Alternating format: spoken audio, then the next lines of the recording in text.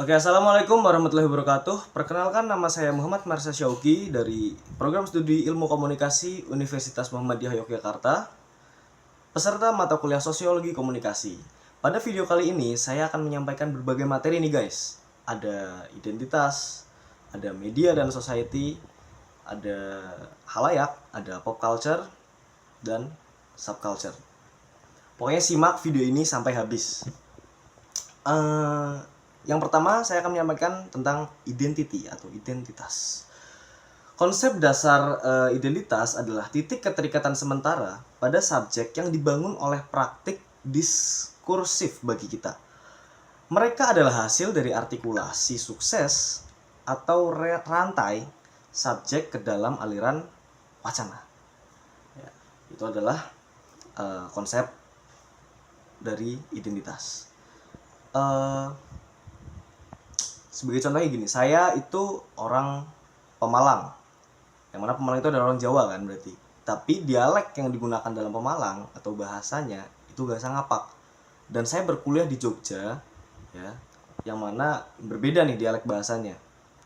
Nah, selain menimbulkan stereotip, maka identitas saya ketika saya menggunakan bahasa atau dialek Ngapak, ketika saya berkuliah di sini, mereka akan berpikir bahwa saya orang Ngapak. Gitu. Dan media juga berperan di situ. Di media juga banyak diberitakan atau diinformasikan bahwa bahasa Ngapak ini berbeda dialeknya dengan bahasa Jawa yang lain. Gitu. Itu adalah contoh diskriminatif yang saya alami dan juga peran media di dalamnya. Ngomongin media nih guys, kita lanjut ke media ya. Oke. Di sini saya mencoba menganalisis media dari dua sudut pandang. Yang pertama adalah transmissional view dan yang kedua adalah meaning based view. Oke, yang pertama nih guys, aku akan jelasin transmissional view.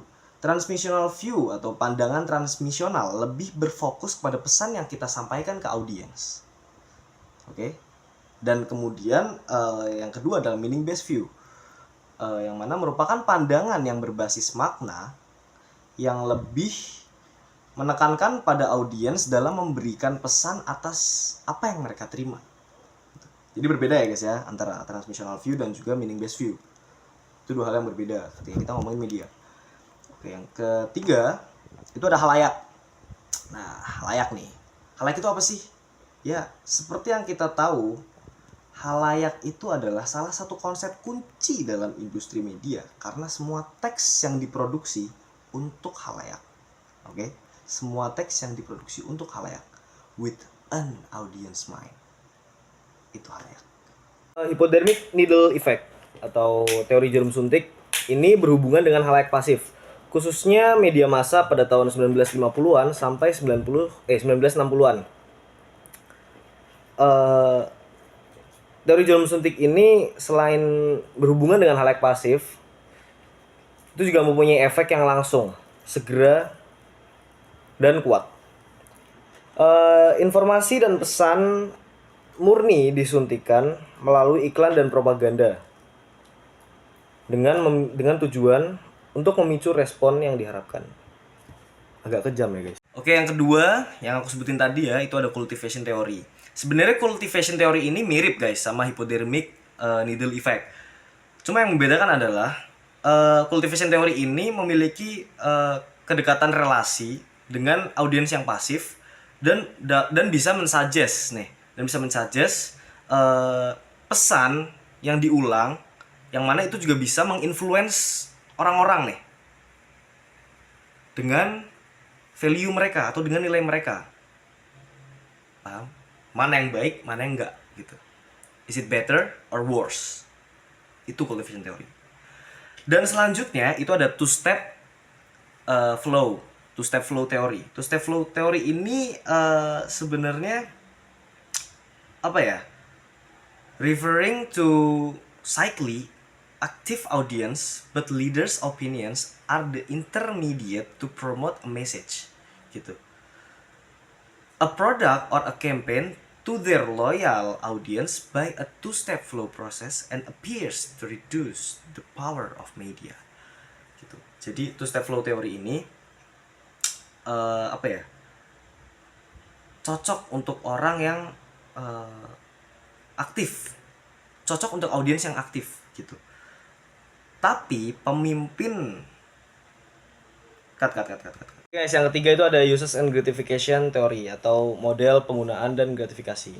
Menunjukkan bahwa halayak media yang aktif dan ketika mengkonsumsi media, mereka memiliki serangkaian kebutuhan sosial dan psikologis.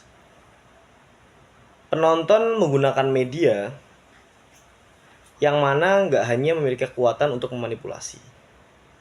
Oke, itu uses and gratification theory.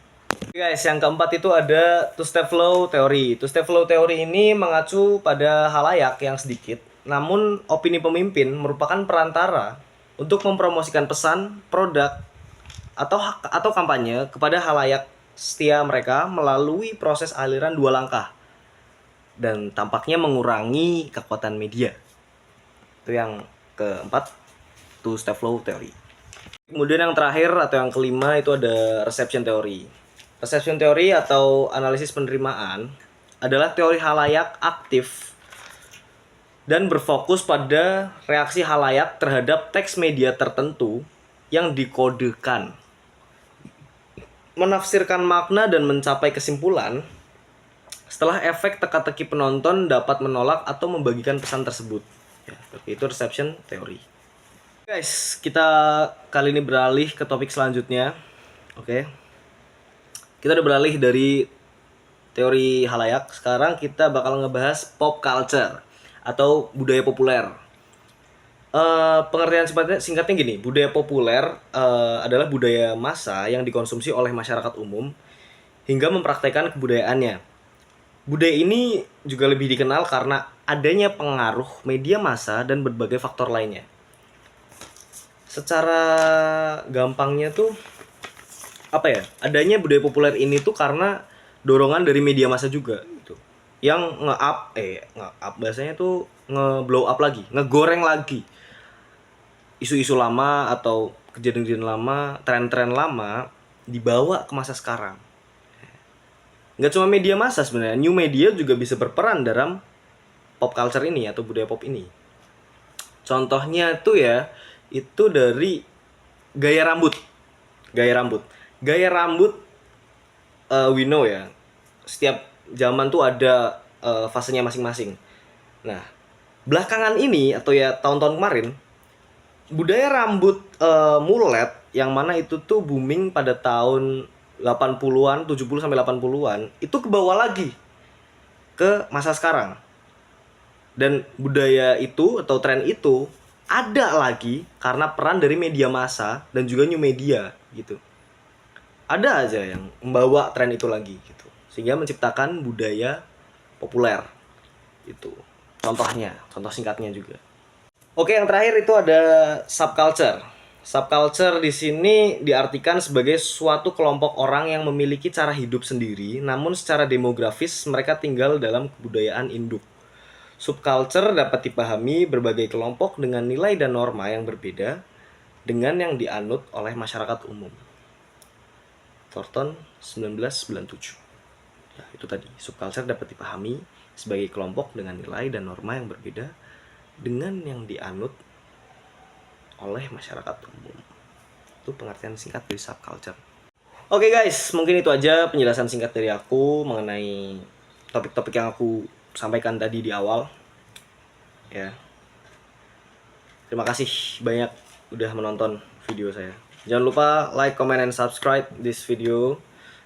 Jangan pernah capek buat berbagi ilmu, karena ilmu adalah bagian dari kehidupan.